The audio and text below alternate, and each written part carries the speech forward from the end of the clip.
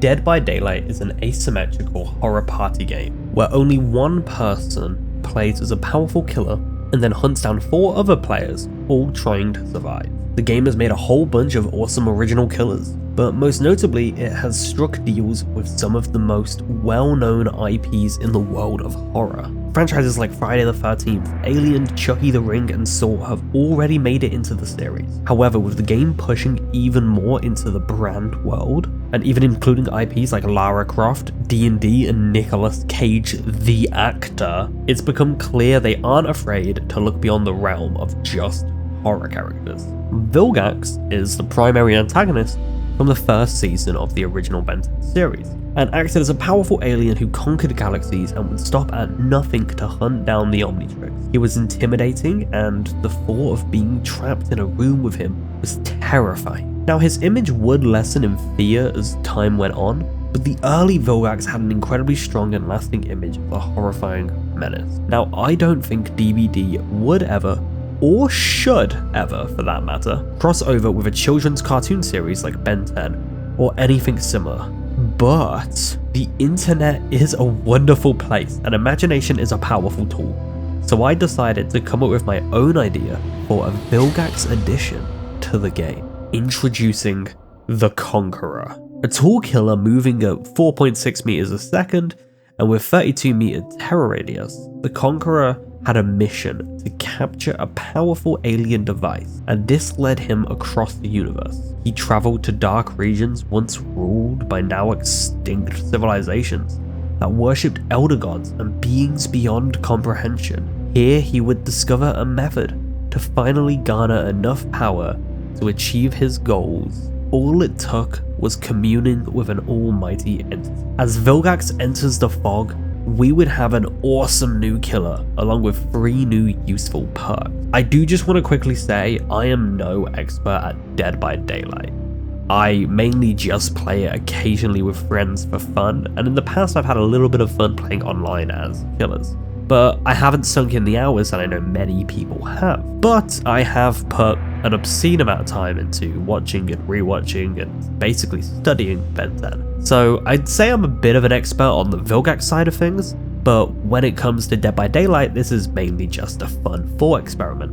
I'm sure plenty of you in the comments will be able to tell me why this character is either boring or broken, either or. I just wanted to try and get Vilgax to come across properly. But if you guys could handle it in any other way, or you have other cartoon villains you'd love to see in the game, or just would love to come up with how they'd work, let me know. I think it'd be a really fun thing to see what you guys come up with. Firstly, we're going to talk about Vilgax and his killer power, Chimera Hammer. I named this after a ship from the original series. It's such a cool title, and I just wanted to use it more. This means Vilgax enters the trial with 2 drones at his side. These alert him if a survivor is nearby. Vilgax can also order his drones to enter a patrol mode, where they move around the area that he sets them off in, before returning to him.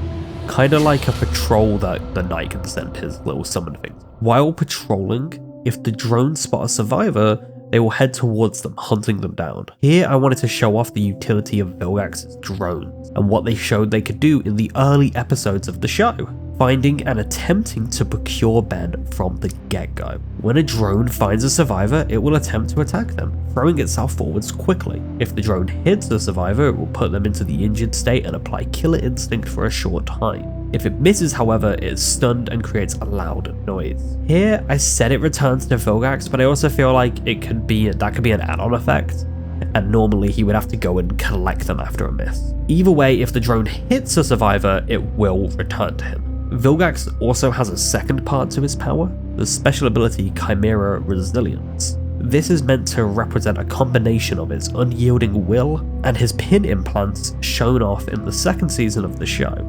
Usually this ability is locked, however when Vilgax is stunned by any means it becomes available, at the cost of losing control of the drones. Once Vilgax activates his resilience, his pins drop and his muscles grow, granting him a faster speed, immunity to all stuns, and the attack Chimera charge. After a bit, the pins raise and the effects vanish, after which the ability enters a cooldown and then locks behind being stunned again. The Chimera charge that this gives Vilgax is a powerful dash forwards. that if colliding with a survivor, will put them into the dying state.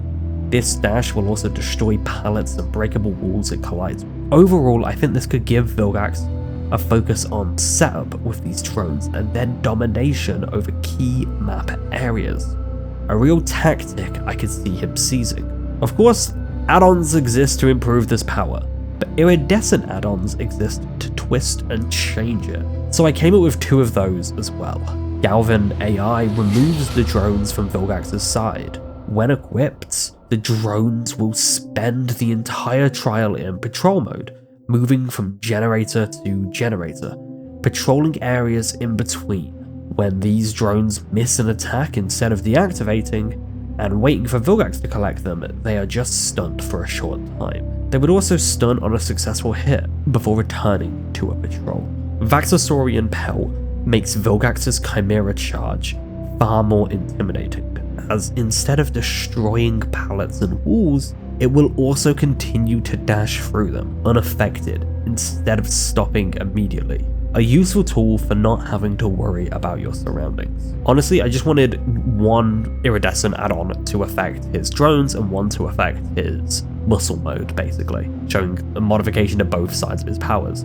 This does mean both add-ons could actually be ran together for this dash focus build where the drones are just left to do their own thing. But Vilgax isn't the only addition. He also comes with 3 useful perks anyone can equip. The first is Back with a Vengeance. No matter what they try, you cannot be kept down.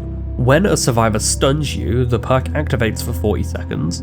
While it's active, kicking a gen will explode all gens currently being worked on. Then the perk would deactivate until you are stunned again, giving you information and pressure at once, in return for giving the survivor an opening, sometimes turning a misplay or a necessary sacrifice into a bonus. The second perk is Alien Force. Nobody will surprise you with unforeseen resource. When you hook a survivor for the first time, the perk would activate for 30 seconds, granting it 4 uses in a match basically. While it is active, you can drop an undropped pallet, meaning Vilgax can remove survivors' limited resources from his planned warpath. Finally, Vilgax brings Mechamorph armor with him to the entity's realm. Minor setbacks are to be ignored. At the start of the trial, this perk will be active, and when you are stunned, the stun is ignored, and the perk deactivates, exploding a pallet dropped on you or dimming a flashlight in front of you. The perk will also reactivate when a generator is completed, giving it more use as the survivor's build progression, basically guaranteeing you the power to ignore a stun at least 6 times in a game. Or at most, sorry. Overall, Vilgax is an intimidating threat who also brings along valuable tools for other killers in the fog.